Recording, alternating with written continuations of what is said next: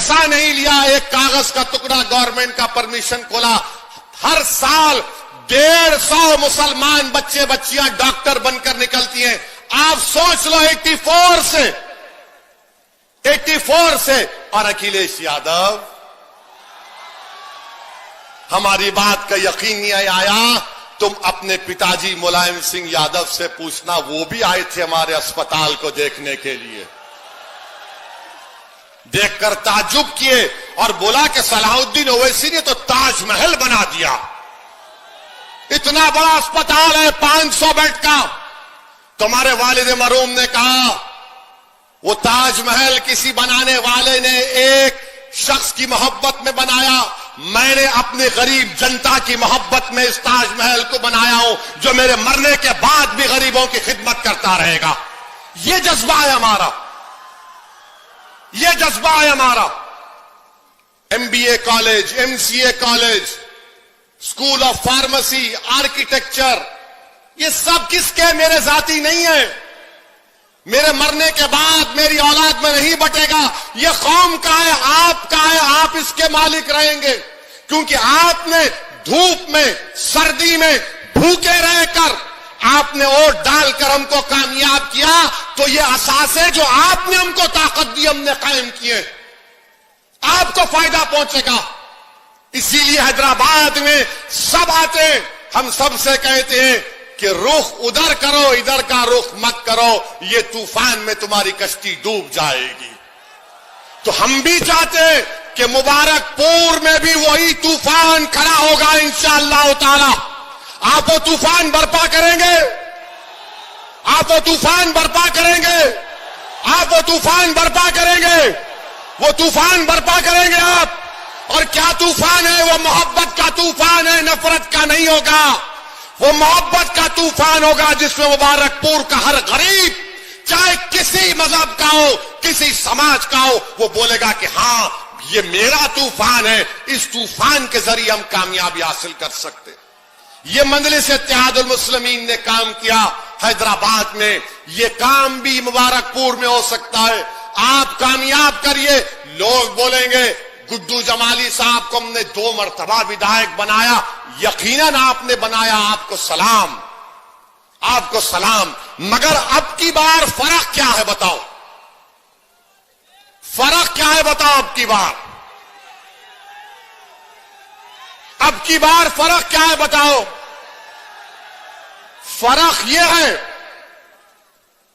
कि कल तक गुड्डू जमाली भाई बसपा के नेता थे, अब वो आपके नेता बनेंगे इंशाअल्लाह ताला।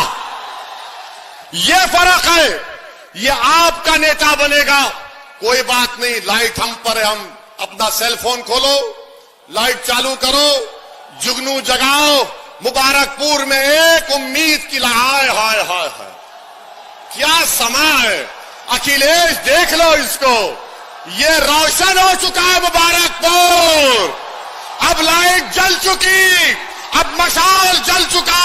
अब 7 तारीख को इंशाअल्लाह ताला यही लाइट रहेगी बस। वाह वाह वाह, आप लोग बड़े तेज हैं। सेलफोन लाइट, ये जंगल में जुगनू चमक रहा है। अब तो ससुराल वाले और परेशान हो जाएंगे। हाँ, इधर भी है, छत पर भी है, हाँ दाहिने भी है, हम देख रहे हैं सबको। आपका बेहद शुक्रिया। हाँ, माए बहनें भी है माशाअल्लाह से, हिजाब और निकाब पहनकर है, उनको सलाम। तो मेरे अजीज दोस्तों और बुजुर्गों, ये हमारे ससुराल वाले बनकर है क्या लाइट? लगता है बहुत बोल दिए तो लगता है कि भाई ये ज्यादा बोल दिया। बहरहाल मेरे अजीज दोस्तों और बुजुर्गों, आपसे अपील है, अभी थोड़ा आ गई, देखिए नाम लिए तो आ गई लाइट, आगे आगे आएगी आगे आएगी। मेरे अजीज दोस्तों और बुजुर्गों, समाजवादी पार्टी क्या बीजेपी को हरा सकती? नहीं हरा सकती बीजेपी को समाजवादी पार्टी। आपने 2019 में बहन मायावती को और अखिलेश यादव को वोट दिया नहीं दिया? दिया था ना आपने।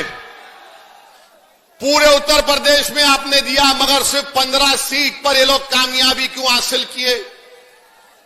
मेरे अजीज दोस्तों और बुजुर्गों, हम आपसे अपील कर रहे हैं कि मुत्तहिद रहिए, अपने एक एक वोट को जाय होने से बचाइए।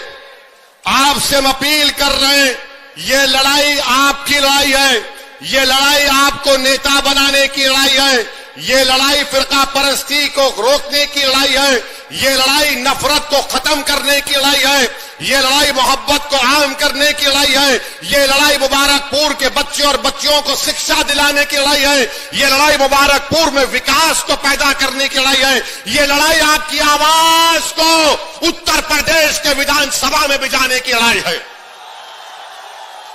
इस आवाज को आपको पहुंचाना है मेरे भाइयों, मेरी इज्जतदार मां और बहनों। सपा बीजेपी को नहीं रोक पाएगी। हम पार्लियामेंट में देख चुके हैं कि 2019 में अमित शाह ने अनलॉफुल एक्टिविटीज प्रिवेंशन एक्ट का कानून लाए थे। वो कानून ये कहता है कि दिल्ली में एनआईए का इंस्पेक्टर बैठकर किसी शख्स का नाम अगर गुड्डू जमाली होगा तो उसको टेररिस्ट घोषित कर दिया जाएगा बगैर कोर्ट के फैसले के। क्या समाजवादी पार्टी ने अमित शाह के हक में वोट नहीं दिया? क्या बसपा ने वोट नहीं दिया? क्या कांग्रेस ने वोट नहीं दिया? तो जो अमित शाह का हाथ पकड़ लिया, जो अमित शाह से बगलगीर हो गए, हम पर उंगली उतारे, तुम तो बीजेपी का साथ दिए पार्लियामेंट में, बताओ वो कैसे आपके वोट के हकदार हो सकते हैं? सुनो ससुराल वालों, ये भी रिकॉर्ड करके सुनाना तुम्हारे भैया को। अभी तो शुरू करे हैं। यूएपीए का कानून बना तो समाजवादी कांग्रेस और बसपा की ताईद से बना, और उसी कानून के तहत कई नौजवान बच्चे, आदिवासी, दलित जेल में अपनी जवानी को बर्बाद कर रहे हैं, 3-3 साल से जेल में। मेरे अजीज दोस्तों, बुजुर्गों, समाजवादी पार्टी का मतलब क्या है कि आप हमको सत्ता दे दो, हमारे कैदी बनकर रहो, दरी बिछाओ, भैया तुझ पे जवानी कुर्बान के नारे लगाओ, जब चुनाव आएगा तो हम तुमको हड्डियां फेंकेंगे, तुम वो लेकर खुश हो जाना। मैं अब इस चीज को बर्दाश्त नहीं कर सकता। हम बराबरी चाहते हैं, हम बराबरी चाहते हैं, बराबरी चाहते नहीं चाहते? क्या आप मान सम्मान नहीं चाहते? क्या आप वो नहीं चाहते जो अखिलेश यादव के पास हो? क्या आप वो नहीं चाहते जो अखिलेश यादव के पास हो? बताइए मेरे को, क्या आप अखिलेश यादव से कम है? क्या आप अखिलेश यादव से कम है? क्या आप उसके बराबर है? तो जब बराबर है तो दिखाओ बराबरी। बराबरी कैसे दिखाओगे जब 7 तारीख को हमारी मां और बहनें, हमारे बुजुर्ग और ये जो नौजवान जज्बाती हैं, गुड्डू भाई को कामयाब करके बोलेंगे, सुन लो अखिलेश, अब तुम और हम बराबर हो चुके हो, तुम हमसे आगे नहीं, हम बराबर हो चुके हैं। ये बराबरी की लड़ाई में आप साथ देंगे? ये बराबरी की लड़ाई में आप साथ देंगे? हाथ उठाओ, कितने साथ देंगे बराबरी की लड़ाई में? देखो, आपने हाथ उठा लिया, अब बराबरी की बात होगी, हिस्सेदारी की बात होगी, अब दरी बिछाने की बात नहीं होगी, नहीं होगी। और फिर समाजवादी पार्टी के नेता अखिलेश यादव से पूछा गया, जो आपके एमपी हैं, उनसे मीडिया के लोगों ने पूछा, बताइए हिजाब और निकाब पर आपका क्या बोलना है? हिजाब और निकाब पर क्या बोलना है? मुबारकपुर है, जामिअतुल अशरफिया है, बाबुल इल्म है, अहियाल उलूम है। अब मैं उनके जिम्मेदारों पर छोड़ता हूं। अखिलेश से पूछा गया हिजाब और निकाब के बारे में बोलो, तो अखिलेश यादव ने, जिसको आपने अपने वोट से उसको यहां का सांसद बनाया, उन्होंने कहा, मुझे सुनाई नहीं दे रहा है, मुझे सुनाई नहीं दे रहा है। जब मीडिया के लोगों ने पूछा बताओ मुस्लिम वोट, बोले वो क्या है। हम अखिलेश यादव साहब को मुबारकपुर से, आजमगढ़ से हम कह रहे हैं, अखिलेश यादव और समाजवादी पार्टी वालों, जो तुमने नहीं सुना, जो तुमने अपने कानों में उंगलियां लगा ली, वो ओवैसी सुन लिया। ओवैसी पुकार रहा है कि जब तक दुनिया बाकी रहेगी हम टोपी पहनेंगे, हिजाब पहनेंगे, नकाब पहनेंगे, दाढ़ी छोड़ेंगे। कोई भाई का लाल हमको नहीं रोक सकता इंशाअल्लाह ताला, कोई भाई का लाल नहीं रोक सकता। अब भैया नहीं बोले, मगर अब आएंगे मुबारकपुर, ससुराल वालों के साथ आएंगे, आकर बोलेंगे वोट दो। किसको दें जब तुम्हारे मुंह से नाइंसाफी की आवाज नहीं निकलती? किसको वोट दें? हमने उठाया था हिजाब के, निकाब के मसले को, सबने कहा ओवैसी उत्तर प्रदेश के चुनाव में हिजाब और निकाब को लाया, तो मैंने कहा तुम भारत के संविधान को नहीं जानते नादानों, मेरे ससुराल वालों। अंबेडकर का बनाया हुआ संविधान में आर्टिकल 29 है, कल्चर है मेरा हिजाब, निकाब, दाढ़ी और टोपी। भारत के संविधान में फंडामेंटल राइट है, मैं अपने फंडामेंटल राइट पर चलूंगा, तुम नहीं छीन सकते मुझसे। और जब उस बच्ची से बात हुई थी जिसको बलवाइयों ने घेर लिया, हमने उससे फोन किया और हमने उस बच्ची को कहा कि बेटी अल्लाह तुमको सलामत रखे, तुम्हारे मां बाप को सलामत रखे, क्योंकि उन्होंने तुमको बहादुर बनाया। क्या मुबारकपुर की हमारी मां और बहनें, मुझे यकीन है कि आप भी गयूर हैं, आप भी बहादुर हैं। मुझे यकीन है कि मुबारकपुर की वो औलाद अपने माओ को शर्मिंदा नहीं करेगी, बल्कि बहादुरी के साथ 7 तारीख के दिन अपनी मान सम्मान के नाम पर गुड्डू जमाली को वोट देगी। और उस दिन जब जाएंगे 7 तारीख को, तो जरा हिजाब, निकाब, टोपी पहनकर भी जाना, ताकि भैया को मालूम हो जाए कि जो जबान नहीं खोलता, देखो अब हम खोल रहे हैं। ये हमारी शनाख्त है और हमारी शनाख्त कोई हमसे नहीं छीन सकता। अब हम एक और, कितना टाइम? 10 मिनट है। अरे कल भी आ जाओ, नहीं आएंगे? आइए। तो हम आपसे अर्ज कर रहे थे, अभी हमारे बीजेपी पे भी बोल देते हैं थोड़ा, बाबा का खर्जा उतारते हैं, मोदी जी का भी, अमित शाह का भी खर्जा है। बाबा ने आजमगढ़ को के ताल्लुक से कहा, शौकत बता रहे थे, बाबा ने कहा 10 मार्च के बाद आजमगढ़ की हवा निकाल दूंगा। बाबा, हमने जो मुबारकपुर में हवा पैदा की, जो अल्लाह उसके रसूल के सदके में पैदा हुई, अहले बैत के सदके में पैदा हुई, अहले दिल की दुआओं की वजह से पैदा हुई। बाबा, तुम कौन सी हवा निकालते हमको नहीं मालूम, मगर ये जो हवा यहां से निकलेगी वो पूरे उत्तर प्रदेश में जाएगी, पूरे भारत में जाएगी, और सुबह कयामत तक ये हवा रहेगी। रहेगी ना? ये हवा रहेगी ना? ये हवा रहेगी ना? बस बाबा, आप निकालो हवा। बाबा नौकरी नहीं दे पाए, हवा निकाल दूंगा। बाबा बिजली नहीं दे पाए, हवा निकाल दूंगा। बाबा किसानों का मसला हल नहीं करे, हवा निकाल दूंगा। बाबा सांड का मसला हल नहीं करे, हवा निकाल दूंगा। बाबा दवा नहीं दे पाए, हवा निकाल दूंगा। बाबा को गरीबों की लाशें तीरती नजर नहीं आई, हवा निकाल दूंगा। ऑक्सीजन नहीं दिए, हवा निकाल दूंगा। अरे बाबा, जब गरीब ऑक्सीजन की हवा के लिए तड़प रहा था, आप नजर नहीं आए। कोविड में अगर मुबारकपुर में कोई नजर आया जो गरीबों के दरमियान में था, जो अपनी इस्तिताअत के मुताबिक कोशिश कर रहा था, उसका नाम क्या था? गुड्डू जमाली था, गुड्डू जमाली था। क्या अखिलेश यादव नजर आए लॉकडाउन में?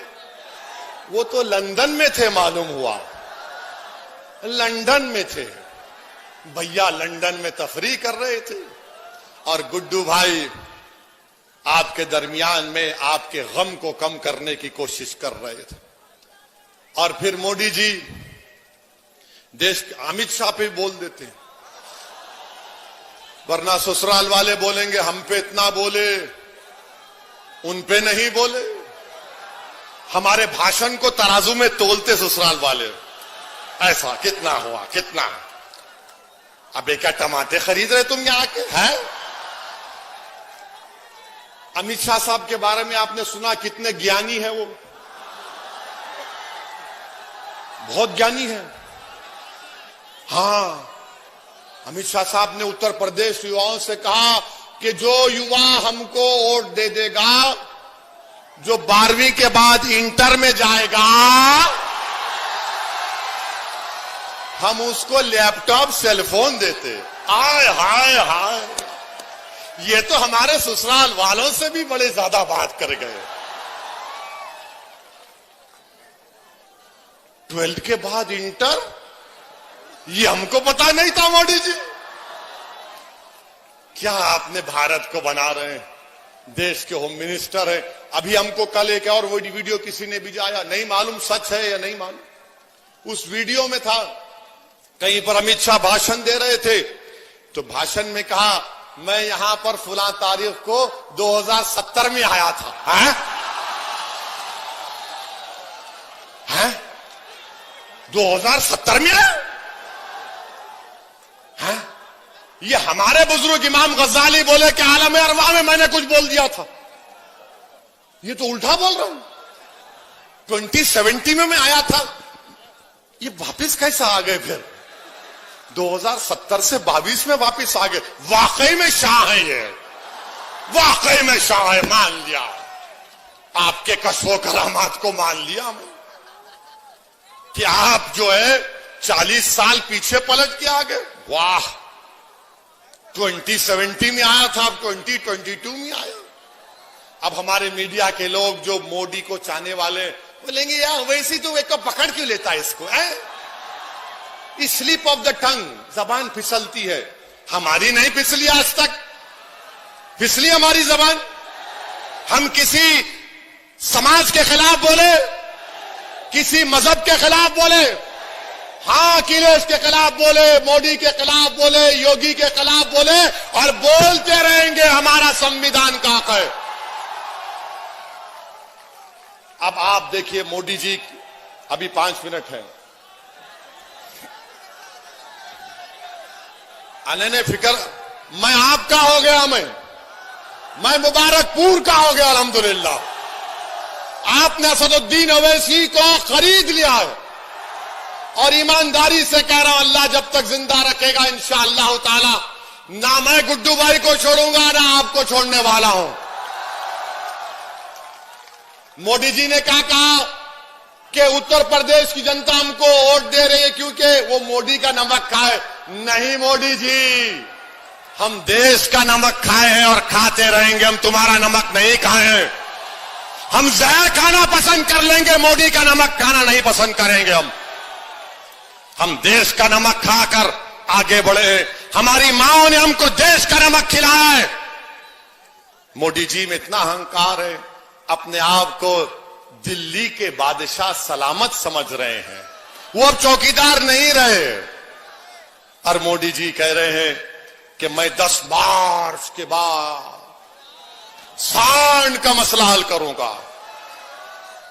मोदी जी 7 साल से चाय पीकर आप सो गए थे क्या?